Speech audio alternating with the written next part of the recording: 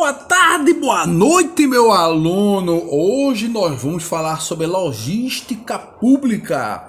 A logística pública, diferentemente dos outros tipos de logística, na verdade a logística é uma só. Só que o pessoal gosta de, quando direciona para uma área do conhecimento específico, diz, não, essa logística é disso, a logística hospitalar, logística pública, logística reversa, logística de transporte, logística... Então, muda de acordo com como você vai utilizar, vai ser usual dentro do ambiente no qual ela está inserida. Nesse contexto da logística pública, diferentemente das outras, ela é toda regida, pautada em cima de leis. A lei matriz, a lei principal, que a gente pode, que seria o direcionador das ações públicas, é a Lei 4.320, que é a lei que foi instituída em 17 de março de 1964, uma lei que já é velhinha, mas que é usual até hoje. Então essa lei, ela estatui normas gerais de direito financeiro, para o que? Para a elaboração e controle dos orçamentos e balanços da União, dos estados, dos municípios e também do Distrito Federal. As suas funções são inicialmente de registrar a previsão da receita e fixar as despesas estabelecidas inicialmente no orçamento público que é aprovado para aquele exercício, ou seja, aquele ano que ela vai ser utilizada. E há também uma das funções dessa lei é a questão da escrituração da execução orçamentária da receita e das despesas, ou seja, o que se gasta e o que se arrecada dentre a União, os estados e municípios e o Distrito Federal. E também ela tem a função de manter a comparação entre a previsão e a realização das receitas e despesas, ou seja, aquilo que entra de dinheiro que é executado e aquilo que deixa de ser executado. Também outra função dela é de controlar as operações de crédito, a dívida ativa da União e os créditos e obrigações e as demonstrações e as variações patrimoniais. Ou seja, ela tem a função de controlar aquela parte de contabilidade pública. Obviamente, quando a gente pensa inicialmente em falar da logística pública, a gente sabe que quando a gente pensa em compras, a gente tem toda uma legislação imensa para tratar. E tudo é pautado em cima dessas leis que vão normatizar e vão direcionar todo o processo de aquisição e de controle da logística pública. A lei que rege as compras é a Lei 8666 de 93, que ela estabelece normas sobre as licitações e os contratos administrativos pertinentes às aquisições, às compras, às alienações e locações no âmbito dos poderes da União, estados, municípios e o Distrito Federal. Aí nós temos a legislação complementar 10.520, que reza sobre o pregão. Nós temos a 5450, que regulamenta o pregão na forma eletrônica.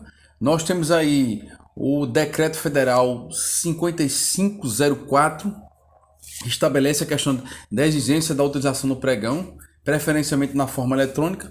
E aí, quando a gente vai começando a analisar a quantidade de legislação que complementa o processo de compras públicas, não é para você pensar inicialmente e decorar toda essa legislação, você vai enlouquecer.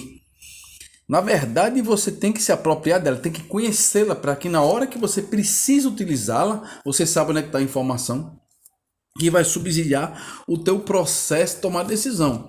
Aí dentro nós temos instituições normativas, tem decretos, aí aqui um exemplo, decreto 7746, que regulamenta o artigo 3 da Lei 8666. Aí você tem a Instrução Normativa 01 de 2010, que dispõe sobre os critérios de sustentabilidade ambiental na aquisição de bens, contratação de serviços ou obras pela administração pública federal, direta, autárquica e fundacional, além de outras providências.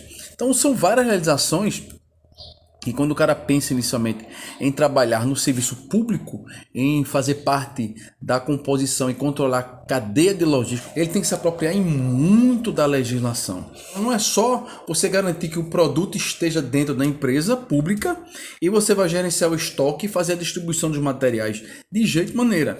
A partir do momento que o material entra dentro da empresa, ele vai ser gerenciado pelas normas gerais de gestão de estoque. Só que tudo o que você fizer, ele vai ser regido pela legislação vigente, que vai ter que amparar suas ações como agente público para que você não seja penalizado por algum erro que você cometeu, sabendo que a legislação existe e que ela tem que ser cumprida. Essa é a parte inicial de todo o processo que envolve a cadeia de logística. Lembrando que quando a gente pensa inicialmente em contratar um produto, um serviço ou adquirir algum tipo de bem ou material, tudo tem que estar muito bem concatenado com as ações e os planos pré-estabelecidos lá atrás, através de uma ferramenta conhecida como planejamento plurianual, que tem que ser feita de 4 em 4 anos. E essa composição de ações e metas que tem que ser cumprida ao longo desse período é a projeção que você faz de aquisições, de material, contratação de serviço, obras e tudo mais durante esse período de 4 anos, que vai subsidiar a produção da lei orçamentária anual, da lei de diretrizes orçamentárias, que vai ser votada no Congresso. E daí é que você realmente garante que o material que você deseja, a manutenção de um órgão público, a aquisição de um bem, ele é regido por esses tipos de elementos, de ferramentas que vão subsidiar principalmente o planejamento de todo e qualquer órgão e garantir que a aquisição ela seja feita da melhor maneira possível, obviamente seguindo todos os parâmetros, toda a legislação, arcabouço legislativo que envolve a tomada de decisão das aquisições dentro da logística pública. E aí é justamente importante você saber o que seria uma despesa pública. Uma despesa pública é um conjunto de dispêndios realizados pelo ente público, ou seja, aquela pessoa que está à frente do órgão público, e a fim de saldar seja o gasto fixado em lei, do orçamento, ou em lei especial visando a realização, no caso no contexto geral, a realização e ao funcionamento dos serviços públicos prestados à sociedade. A despesa pública também pode ser definida como um conjunto de gastos realizados pelo ente público para custear os serviços públicos, que no caso seriam as despesas correntes, prestados à sociedade ou para a realização de investimentos, que seria no caso a despesa de capital. Quando você pensa inicialmente na logística pública, você tem que conhecer um pouco de como funciona a contabilidade pública, como é que é feita a classificação das despesas públicas.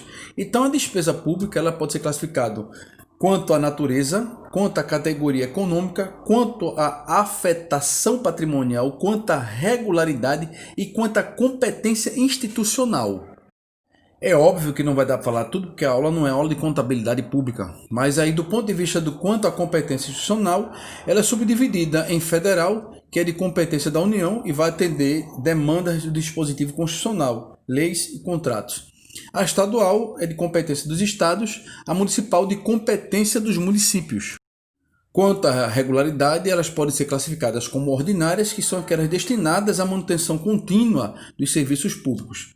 E elas se repetem em todo o período, em todo o ano. As extraordinárias, elas têm um caráter esporádico ou excepcional. No caso, elas são provocadas por circunstâncias especiais e normalmente inconstantes e não aparecem todos os anos nas dotações orçamentárias.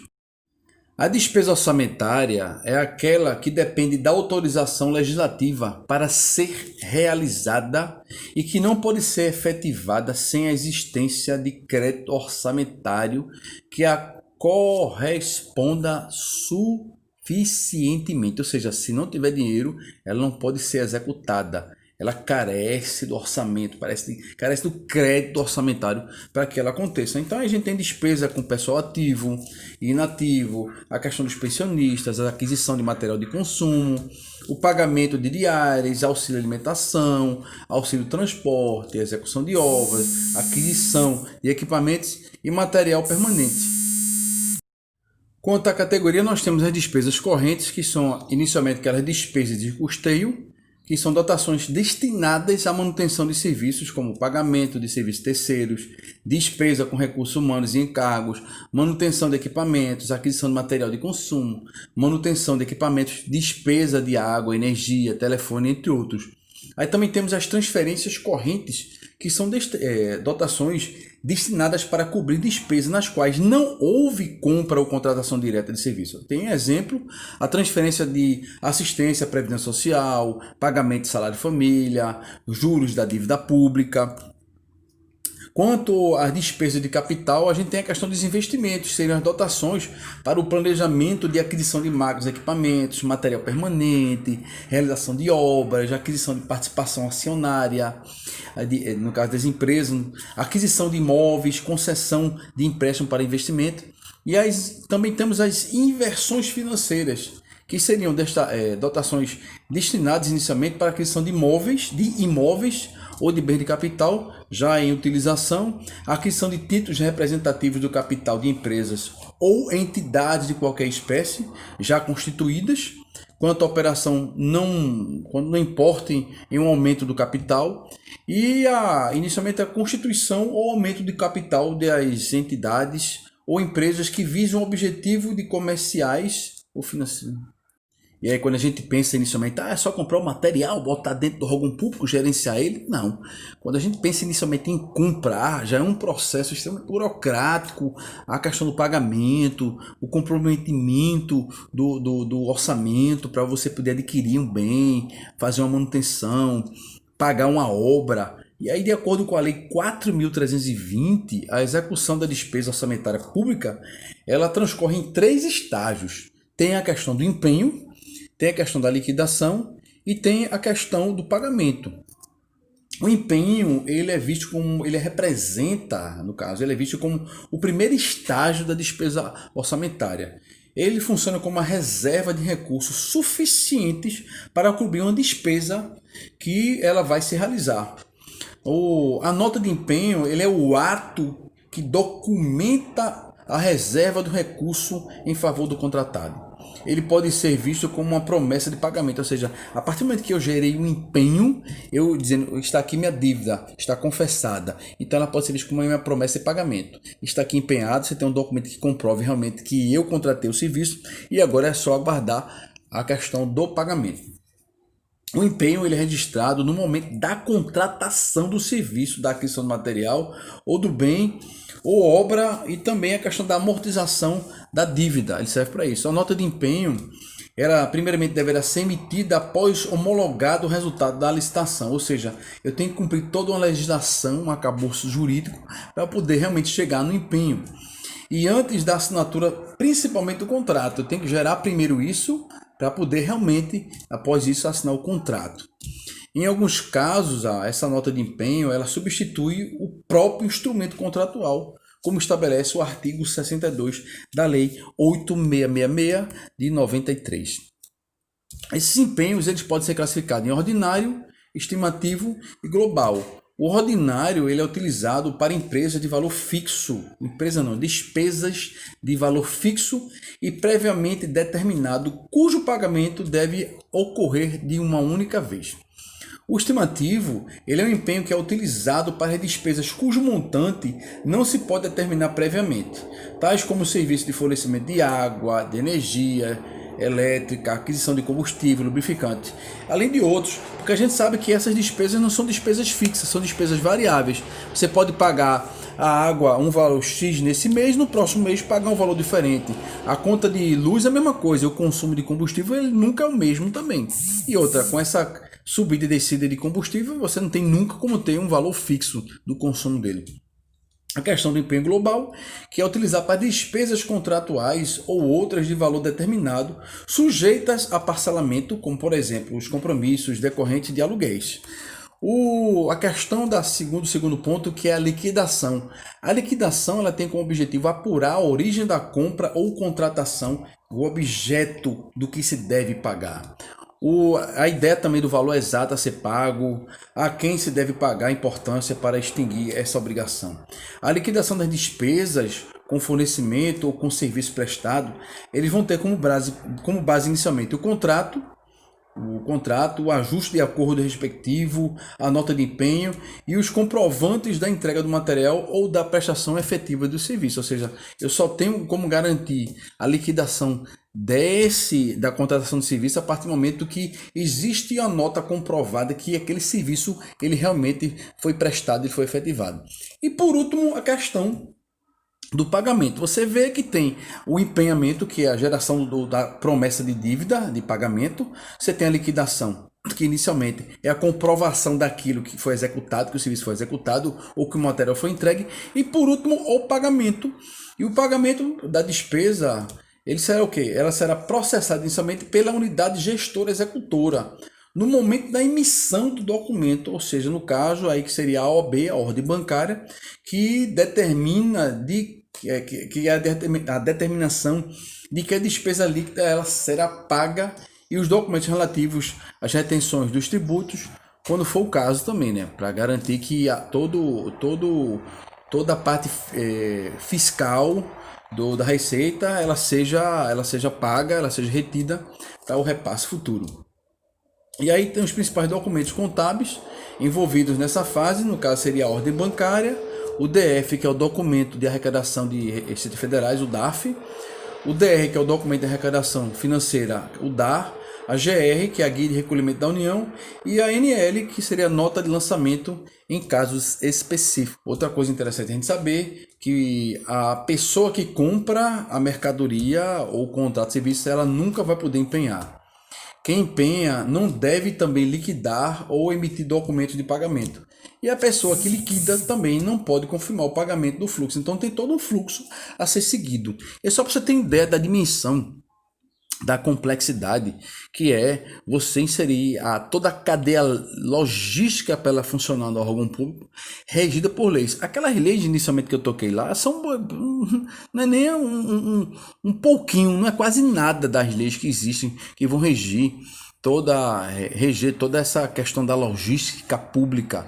Lembrando que quando a gente fala em logística pública, a gente não pode esquecer que existem vários sistemas de informação gerencial que são utilizados no serviço público, que tem a função de subsidiar a tomada de decisão, os controles que existem dentro dos órgãos públicos.